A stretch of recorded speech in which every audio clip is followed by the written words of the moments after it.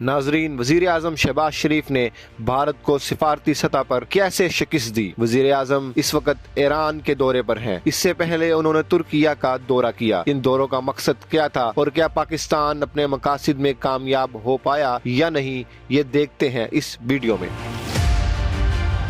नाजरीन, भारत जो भी चाल पाकिस्तान के खिलाफ चलता है, उल्टा खुद फंस जाता है। तुर्किया के साथ भारत ने तालीमी और तिजारती बाइकॉट किया। ऐसी सूरत हाल में पाकिस्तान ने भरपूर फायदा उठाया। तुर्किया और ईरान के दौरे में भारत को क्या नुकसान हुआ, आपको बताते हैं। तुर्किया और ईरान की जानब से पाक भारत कशीदगी में पाकिस्तान की खुली हिमायत ने भारत को सफारती तौर पर दिफाई पोजीशन में ला खड़ा किया। दोनों ममालिक ने भारत की जारहियत को नाकाबिले कबूल करार दिया, जिससे भारत पर आलमी दबाव बढ़ा।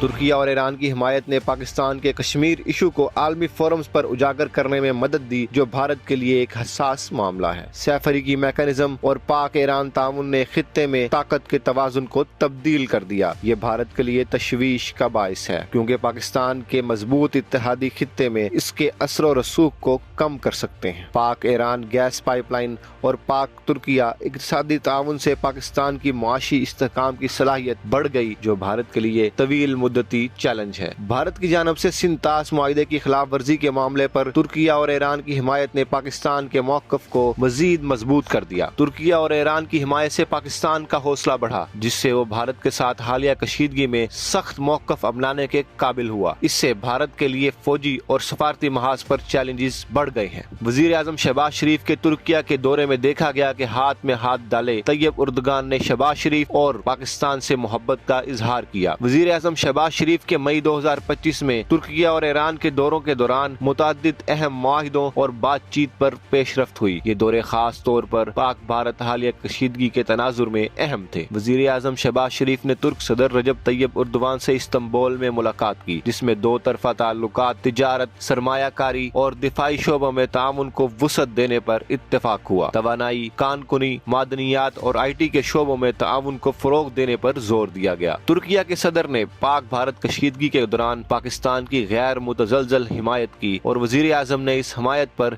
शुक्रिया अदा किया। तुर्किया के दौरे से पाकिस्तान, तुर्किया और अज़रबैजान के सैफरी मैकेनिज्म को तक़वियत मिली, जिसकी बुनियाद सदर अर्दवान के हालिया दौरा पाकिस्तान में रखी गई थी। इस मैकेनिज्म का मकसद खित्ते को ग्रेटर यूरेशिया और वस्त एशिया से जोड़ना है। मिडल कॉरिडोर के जरिए इलाकाई राब्तों को फरोग देने पर बातचीत हुई, जो इक़्तिसादी और तज़वीराती अहमियत का हामिल है। फरवरी 2025 में तय पाने वाले 25 मुआहिदों की रोशनी में इस दौरे में इन मुआहिदों की तकमील और अमल दरामद पर बातचीत हुई। दोनों रहनुमाओं ने फलस्तीनी अवाम के साथ यकजहती का आदा किया और दो रियासती हल के तहत फलस्तीन की आजाद रियासत के क़याम की हिमायत की। वज़ीर आज़म शहबाज शरीफ ने ईरानी सदर डॉक्टर मसूद से मुलाकात की, जिसमें खित्ते की मजमूई सूरत हाल, दो तरफा ताउन और इक़्तिसादी शराकत दारी पर बातचीत हुई। पाक भारत कशीदगी के दौरान ईरान की हिमायत पर वज़ीर आज़म ने ईरानी क़यादत का शुक्रिया अदा किया। अप्रैल 2024 में ईरानी सदर इब्राहिम रईसी के दौरे पाकिस्तान के दौरान दहशतगर्दी के खात्मे के लिए मुश्तरका कोशिशों पर इत्तेफाक हुआ था और इस दौरे में इस अज़म को